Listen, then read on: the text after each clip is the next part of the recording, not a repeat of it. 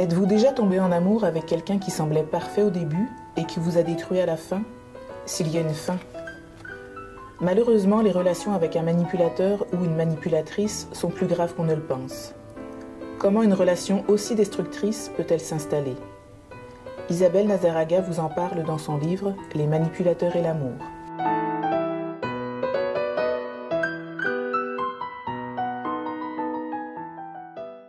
Si vous tombez en amour avec une manipulatrice ou avec un manipulateur, il va se produire quelque chose de très stéréotypé. Et ni vous ni eux ne le savent. En fait, il va se produire deux phases. Il y en a peut-être même une troisième pour ceux qui sont mariés, qui ont des enfants et qui ont besoin de divorcer. Mais parlons particulièrement de ces deux phases. La première, c'est la phase de séduction. Or, c'est une phase d'emprise. Là, tout est parfait. Et je dis bien le mot parfait parce que c'est très étonnant à quel point c'est parfait.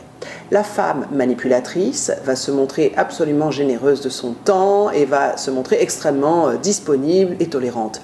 L'homme manipulateur va également se montrer parfait, élégant, sympathique, tendre, va retrouver des choses concrètes et adéquates avec votre propre vie. Et en fait, cette phase, il va essayer de la réduire au plus court, c'est-à-dire sous les moins de 3 mois. Il va commencer à vous demander de faire un enfant avec vous, de se marier avec vous, de vivre ensemble.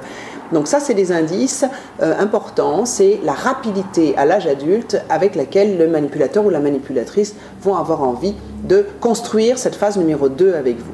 La phase numéro 2, c'est lorsque vous vous mariez, lorsque vous habitez ensemble, lorsque madame tombe enceinte ou lorsque madame accouche. Et là, il y a un basculement de la situation. En fait, tout change. Ça peut être dans la même semaine. Et on retrouve le masque du manipulateur. Certaines personnes ne connaissent pas ce que sont les manipulateurs et ne savent pas comment reconnaître des caractéristiques. Alors je vais vous en donner quelques-unes.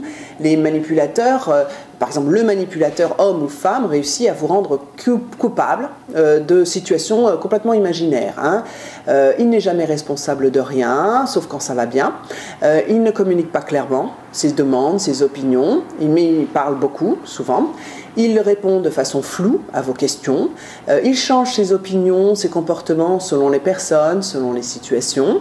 Il use de raisonnements pseudologiques pour déguiser ses demandes, pour argumenter. Alors là, vous vous arrachez les cheveux parce qu'il n'y a aucune communication intelligente possible.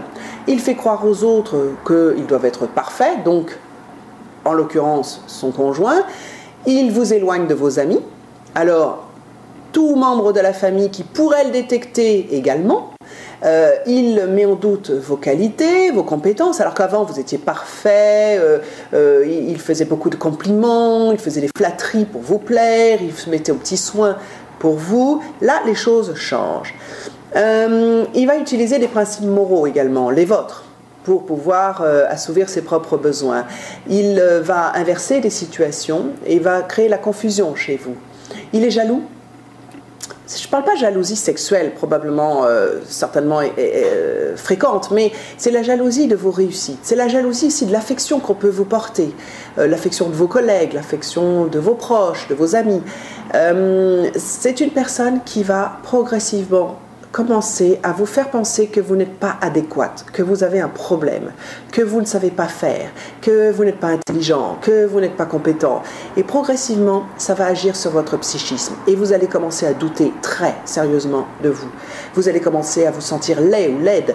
Vous allez commencer à penser que vos amis ne vous aiment pas, que les gens sont simplement intéressés, qu'heureusement que l'autre est là pour vous porter, vous supporter. Et progressivement, vous aurez aussi des troubles psychosomatiques assez graves, puisque la relation a des chances de durer. Si vous êtes dépendant affectif, on risque d'être dans le schéma de quelque chose qui peut durer des dizaines d'années. Si vous manquez de confiance en vous, là aussi, on a un terrain propice pour les manipulateurs, et eux, ils sentent très vite qu'ils peuvent aussi jouer avec vous. Si jamais vous avez ces informations-là, vous connaissez les manipulateurs, sachez qu'en 3 mois, vous avez la possibilité de détecter plusieurs de ces aspects-là. Et à ce moment-là, que faites-vous? Partez. Partez ou faites-le partir. Mais coupez la relation très vite, sans explication. Un manipulateur, ça ne change pas. Un manipulateur n'aime pas. Un manipulateur, ça s'attache, mais il n'aime pas.